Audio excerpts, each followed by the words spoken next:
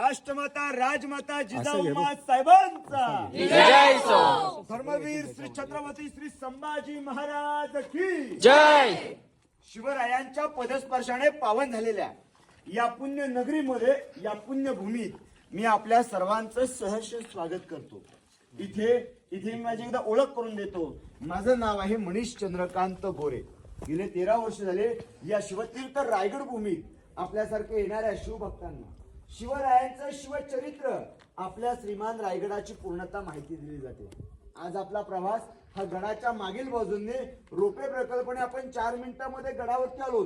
परंतु गडाच्या समोरच्या बाजूने यायला गडाला 2350 पायऱ्या आहेत. आपल्या रायगडाचं मूळ नाव रायरीचा डोंगर. हा पहिला फक्त डोंगर भाग होता. हा डोंगर एका मोठ्या प्रांतात मोडला होता. प्रांत म्हणजे जावलीचं प्रांत. जावली खोरा ऐकला असेल. स्वराज्याची पहिली राजधानी राजगड. हे जावली प्रांत जिंकायचं म्हणून राजाने राजगडावरून जावलीच्या मोऱ्यांना पाठवलेला खलिता, ज्याला आज आपण पत्र म्हणतो, पूर्वी त्यास खलिता म्हटलं जायचं.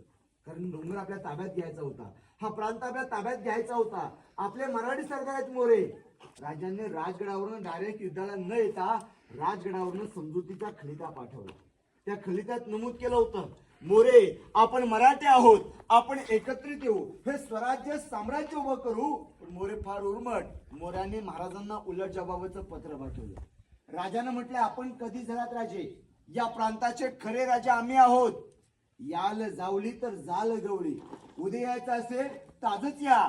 आमच्याकडे दारुगोळा आणि तोफखाना सज्ज आहे, असं उलट जबाबाचं पत्र जावलीच्या मोऱ्यांनी पाठवलं. मग राजांनी जावली प्रांत जिंकण्यासाठी 156 सरदार सोबत घेतले. जावलीला वेढा घातला. महाराजांनी जावली 15 मे 1656 मध्ये जावलीच्या मोऱ्यांकडनं सर्व प्रांत जिंकून घेतला. जिंकल्यानंतर आपले महाराज या रायरी डोंगराला पाहायला येताना, रायरीच्या पायथ्यातनं वर येताना रायरीचं पहिल्या प्रथम गड प्रदक्षिणा घातली गेली. रायरीची गड प्रदक्षिणा आज पाहायला गेलात तर 18 किलोमीटरची आहे. गड प्रदक्षिणा घातल्यानंतर गडाच्या माथ्यावरती येताना, रायरी डोंगराच्या पायथ्यातनं वर येताना डोंगर भाग होता. पायवटा छोट्या असतात पहा डोंगराच्या. महाराज त्या निमुळत्या पायथ्यातनं रायरीच्या माथ्यावरती आले. रायरी डोंगराची महाराजांनी पाहणी केली आणि राजांच्या तोंडून रायरीसाठी उद्गार येऊ लागले. राजे म्हणू लागले, राजा खासा जावळी पाहता हा गड मात्र बहुत चखोट आहे. या गडाचे कडे ताशिला प्रमाणे आहे. गड हा 1.5 किल्ला उंच आहे. धोंडाव ताशी वेकच. इथली दगड सुद्धा तासल्यासारखी जाईल. महाराज म्हटले, स्वराज्याच्या तख्तासाठी, स्वराज्याच्या राजधानीसाठी आपण हाच गड उभा करूया. राजधानीसाठी आपल्या रायगडाची निवड केली. 14 वर्ष आपल्या रायगडाचं काम चालू होतं. 14 वर्षात बांधलेल्या सर्व इमारती 350, 84 छोटमोठ्या टाक्या, तलाव, त्यातून निघालेला दगड 350 इमारतींना वापरला गेला. या दगडांना जॉईन करण्यासाठी चुना, गूळ आणि शिसा वापरून बांधकाम तयार केले. हे बांधकाम एवढं मजबूत आहे. या बांधकामाचे गॅरंटी पत्र दिलंय. काय म्हटलं असेल पत्रामध्ये? याव चंद्र दिवा करो विलस शतायो मृजुंबते. याचा अर्थ असा आहे की या पृथ्वीला प्रकाश देणारे सूर्यदेव, चंद्रदेव, तारे जोपर्यंत प्रकाशमय आहेत, जोपर्यंत अस्तित्वात आहेत, तोपर्यंत गडाची सर्व काम अस्तित्वात पाहायला भेटतील. हे रायगडाचं मूल गॅरंटी पत्र 400 वर्षापूर्वीचं हिरोजी इंदोरकरांनी दिलेलं गॅरंटी पत्र आहे त्यावेळेचं. आज आपण श्रीमान रायगड किल्ला पाहायला सुरुवात केली. आपण ज्या पायऱ्या चढलो किंवा ज्या रोपणीवरती आलात ना, हाच कडा हिरकणीचा कडा आहे. एक आई आपल्या लेकरासाठी गड उतरून गेल्या होत्या का, तो याच कड्यातनं ती आई आपल्या लेकरासाठी उतरल्या होत्या. कडानंतर तासून घेतलाय, बुरुज बांधलाय. बुरुजाला नाव दिलंय हिरकणीचा बुरुज म्हणून. आपण ज्या दरवाज्यातनं आतमध्ये आलो का, पहिला वाला दरवाजा मेना दरवाजा म्हणतात. मेना म्हणजे पालखीचाच प्रकार. पॅकबंद पालखीला मेना म्हटलं जायचं. राजांच्या राण्यांची घरं इकडे 6 राण्यांचे 6 घर आहेत. कोणत्या राणीना गडाचा मागचा भाग बघायचाय, सूर्यास्त सूर्योदय पाहायचाय, समोरच्या दरवाज्यातनं पॅकबंद पालखीत बसून राण्या हा गडाचा मागचा भाग पाहायला जायच्या. या दरवाज्याचं नाव होतं मेना दरवाजा. आपण समोरच्या दरवाज्यातनं इथे आलो.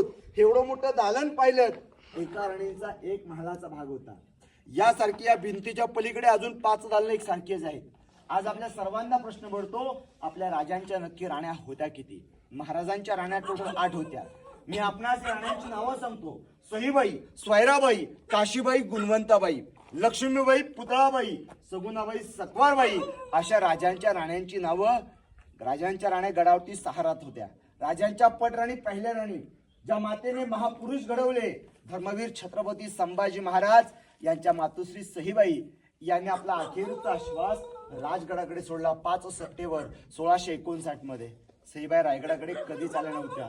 महाराज ज्यावेळी रायगडावरती वास्तव्याला आले होते ना, 1671 ला इकडे राजे राहायला आले होते.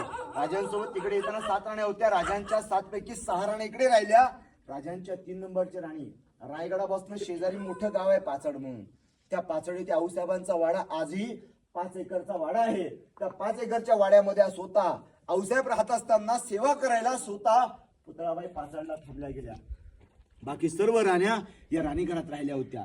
आज तुम्हाला कोणतेही इतिहासकार किंवा इथला कोणताही गाईड असं सांगू शकणार नाही की याच राणीचं हेच घर होतं म्हणून.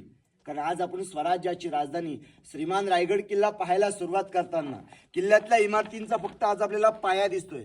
पायाच्या वरती उभं केलेलं छत दिसत नाही. छत जे होतं त्यावेळेचं पूर्णतः सागाच्या लाकडाचं होतं. चौकोनी आकाराची सागाची लाकडं होती. ज्याप्रमाणे आपल्या घराला कॉलम असतो का, आपण त्याला पिलर म्हणतो, कॉलम म्हणतो. पूर्वी लाकडाचे पिलर असायचे, त्याला उतरत्या भागाचं छत होतं. माथ्याला खापर कुंभरनलीची कौलावरती छताला होती. बाहेरून रेशमी कापड, आतमध्ये उजेडासाठी काव मातीचे दिवे सुद्धा होते आतमध्ये. पण आज ते वैभव दिसत नाही. कारण आपल्या रायगडाला शेवटला इंग्रजांनी ताबा घेतला 10 मे 1818 मध्ये. त्या इंग्रजाने गडाच्या मागच्या बाजूने तोफेचा मारा करत गडावरती असणारं दारूचं कोठार फोडलं. दारू कोठार फोडल्यामुळे गडावरती चाल केली त्या इंग्रजांनी. जी काही गडावरती घर होती 350, या घरांना पाडून त्या घरांना आग लावून दिली. आग लावल्यामुळे रायगड किल्ला आपला इतिहासाच्या नोंदीप्रमाणे 11 ते 12 दिवसात जेवढं लाकडी काम होतं छताला, हे सर्व जळून गेलंय. फक्त आज आपण किल्ल्यामध्ये त्या घराचा पाया बघत असतो. अशीच आपण किल्ल्यामध्ये फिरताना अशी चबुतरे पाहता येतात आपल्याला. आपण ज्या दरवाज्यातनं आतमध्ये आलो, एवढं मोठं एका राणीसाठी एक दालन, पण इथे आम्हाला 2 फाउंडेशन दिसत आहेत. पहिला चौथरा म्हणजे सज्जा, आलेल्या पाहुण्याला बसायची जागा. आपल्या घराला हॉल असतं का, आपण त्याला हॉल म्हणतो, पूर्वी त्याला सज्जा म्हणतात. जिथे आपण आराम करतो त्या भागाला शयनकक्ष म्हणतात. हे राणींचं स्वतःचं शयनकक्ष होतं. इथे राणी स्वतः आराम करायच्या. मागच्या बाजूला हवा यायला खिडकी आणि समोर आतमधल्या दरवाजेचा आतला भाग बघितला असेल, 400 वर्षापूर्वीचं त्यावेळेचं ते असणारे इंडियन टॉयलेट आहे शिवगलातलं. दगडामध्ये कोरून तयार केलं दगडातलं टॉयलेट तुम्ही मागे जाऊन पाहिलं असेल. आता इथून पुढे शिवगलातलं धान्यांची कोठारं, बाजूला असणारे वाडे, त्याची माहिती घेत घेत आपण महत्वाचा जो काय बाल्य किल्ला आहे एक तासाभरात बघणार आहोत आणि महत्वाच्या पूर्ण रायगडाची माहिती घेणार आहोत. आता आपण इथून पुढे पुढचा प्रवास करूया. बोला छत्रपती श्री शिवाजी महाराज की जय. आपण मागे राजांच्या राण्यांची घरं बघितलीत. राणी घराच्या पुढे आला त्यांच्या चौथऱ्यावरती आता उभ्यात ना आपण, ज्याला दाशीचं घर म्हटलंय. राणींच्या ज्या काही सेवक होत्या का दाशी, आतील काम झालं की आतल्या दाशीने विश्रांती करायला पुढे येऊन बसायचं. जसं मागच्या बाजूला बघा राणींचं घर, त्याच्या पुढे दाशीचं घर आहे. या बाजूला राणींचं घर आतमध्ये, समोर त्यांच्या दाशींची निवासस्थान आहेत. समोर इकडे खाली जे काय वाडे बघता तुम्ही, हे वाडे शिवगडातल्या अष्टप्रधानांची घर आहेत. मंत्रिमंडळ आपल्या महाराजांचं एकूण 8 मंत्री होते. मोरोपंत, पिंगळे, अण्णाजी दत्तो, हंबीराव मोहिते, रामचंद्र त्रिंबक, निराजीरावजी, रघुनाथ पंडित या लोकांना राहायला बांधलेली सर्व निवासस्थानं आपण या परिसरामध्ये पाहत आहोत. समोरच्या भागामध्ये ते 2 आहेत, त्याच्या पुढे 2 आणि तिकडे कोपऱ्यामध्ये 1 आहे. समोरच्या कोपऱ्यातलं जे हिरवं झाड किंवा आपण या पायऱ्या चढताना बाजूला काही इमारती पाहिल्या बघा, बाजूला होत्या समोरच्या वाड्या, ते सुद्धा ते म्हणतात. या तिन्ही खड्ड्यांना धान्यांचं गोदाम, पेव कंगी म्हणतात. कोकणामध्ये याला कंगी म्हटलं जायचं. काही ठिकाणी अंबरखाना, काही ठिकाणी याला बलद म्हणतात. धान्य स्टोरेज करण्याची जागा. विशेष एवढ्या उंच जागी, एवढ्या रायगडाच्या उंच भागात धान्यांचं पेव तयार केलं होतं. याचं एकमेव कारण होतं की पूर्वी मोगलीय शत्रू घरांना वेडा म्हणून गनिमी काव्याने घरातल्या लोकांना खायला अन्न पुरवठा करावा लागणार आहे. आणि या देहाला जिवंत राहायला 3 गोष्टींची आवश्यकता पडते: अन्न, वस्त्र आणि निवारा. राहिलं घर आहे, सैनिकाला राहायला राहून दिली होती, राहायला कपडे होते प्रत्येकाचे. 2 महिन्यात तिकडे असायचं अन्न पुरवठा, परंतु पुढे वाढलेला वेळा मग 6 महिन्यासाठी पहिल्याची खोली 22 फुटापर्यंत आहे, मधल्याची खोली 20 फुटापर्यंत आहे, शेजारचं छोटा ते 15 फुटाचं आहे. या दोघांमधलं धान्य लाकडाच्या सुडीने खळगवून माझी पण व्हिडिओ घे या बघताली धान्य टाकताना सुद्धा वरून टाकलं जायचं. स्वराज्याचं सर्वात मोठं जे पेव बनवलं होतं, अनारकीला ऐकलं असेल प्रत्येकाने. पन्हाळ्यावरती आधी 3 कोठार आहेत, गंगा, यमुना आणि सरस्वती. ही रायगडावरची कोठार धान्यांचं पेव म्हणतात त्याला. काही ठिकाणी याला कैद्यांची कोठारा सुद्धा म्हणजे नंतर काळामध्ये पण शिवकालाचे गुप्त धान्यांचं कोठारच होतं. आता या भिंतीच्या पलीकडे आपल्या छत्रपती शिवाजी राजांचा प्रशस्त राहता राजमहल जो होता, ज्या महलात आपले महाराज शेवटचे 10 वर्ष वास्तव्यास होते, ती पवित्र जागा बघायला आपण राजा समोर वाड्याचा समोरील भाग असताना वाड्याच्या एका बाजूला इकडे ही जागा जी आहे ना, या जागेला म्हटले मुदपाकखाना, जेवणाचं घर होतं. इथे राजांना जेवणातील थाळा दिला जायचा. आपण ज्याला थाली म्हणतो का, पूर्वी त्यास थाळा म्हटलं जायचं. आपण ज्याला पदार्थ म्हणतो, पूर्वी त्यास जिन्नस म्हटलं जायचं. थाल्यातले सारे जिन्नस इथे बनले जायचे. जेवणाचं कक्ष हे राजमहालाच्या पुढे तयार ठेवलं होतं, ते सुद्धा नजरेच्या समोर.